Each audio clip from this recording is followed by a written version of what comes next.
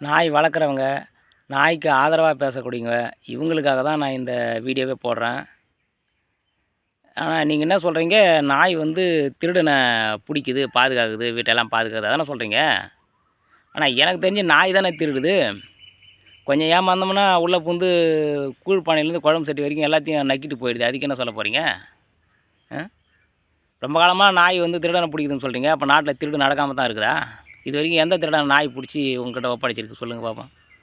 அது கண்ணுக்கு பிடிக்கலாம், யார் வேணாலும் குலைக்கும் கடிக்கும் போல தான் அதுக்கு தெரியும். ரோட்டில் தலைவிதியேன்னு வண்டியில் போயிட்டுருக்கிறவன ஒரு 3 கிலோமீட்டர் வேட்டின்னு போய் கடிக்குது. அவன் திருட வந்தானா? சின்ன சின்ன குழந்தைங்களாம் கடிக்குது, அதுங்களாம் திருட வந்ததுங்களா? கோழியை கடிக்குது, ஆட்டை கடிக்குது, அதெல்லாம் திருட வந்ததா? இல்லை மாட்டையே கடிச்சு சாவடிக்குது, அந்த மாடு எல்லார் வீட்லேயும் வந்து திருடுச்சா? எந்த திருடனை இது வரைக்கும் நாய் வந்து அடையாளம் கண்டுபிடிச்சி சொல்லியிருக்குது? நீங்கள் ஒரு வீட்டுக்கு போகிறீங்க, அந்த வீட்டில் இருக்கிற நாய்க்கிட்ட பழகிடுங்க. அதுக்கப்புறம் நீங்கள் அந்த வீட்டில் இருக்கிற அண்டா குண்டா எதை திருடிட்டு வந்தாலும் அது ஒன்றுமே பண்ணாது.